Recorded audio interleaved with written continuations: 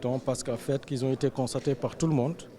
Il s'agit principalement de la question de la traçabilité et des responsabilités au niveau des procédures d'octroi des permis.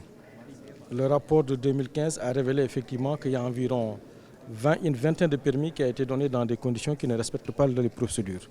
Et je pense que si nous voulons œuvrer dans la transparence, il faudrait que les procédures qui sont en amont et en aval donc, soient bien respectées. Et cela est attribué à des structures de l'État donc, qui sont bien organisées, qui sont bien préparées à cet exercice.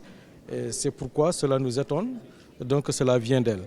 Donc, parce que ça donne une idée de corruption, une idée de conflit d'intérêts. Et c'est pourquoi la société civile a tenu à revenir vraiment sur les procédures d'octroi des licences et permis. Le deuxième défi, c'est par rapport à la propriété réelle.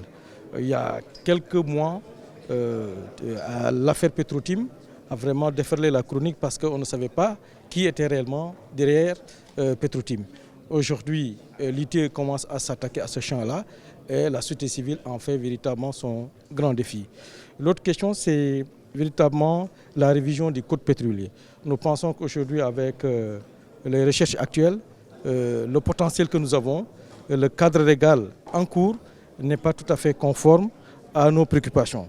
Et nous avons, l'État a bien voulu prendre des initiatives dans ce sens, mais de façon solitaire, si je peux ainsi me dire, parce que la société civile n'est pas impliquée et nous pensons que nous avons un rôle extrêmement important à jouer dans ce domaine-là. Insuffisance. On a peut-être un système qu'il faut renforcer, un système de collecte des données des administrations qu'il faut renforcer, notamment au niveau du Trésor, qu'il faut moderniser.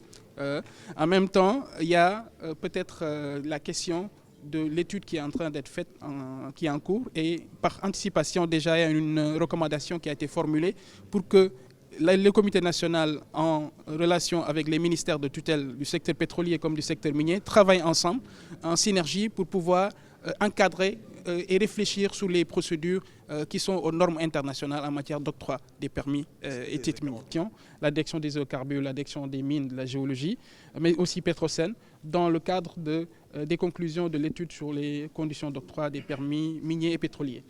Ça, c'était la première recommandation. La deuxième a repris les recommandations de la Cour des comptes, qui va dans le sens de moderniser le système qu'on a au Trésor pour la comptabilisation des recettes, mais aussi l'individualisation des recettes minières et pétrolières pour permettre une traçabilité pour les citoyens de manière beaucoup plus aisée et pour les exercices futurs des rapportages ITIE.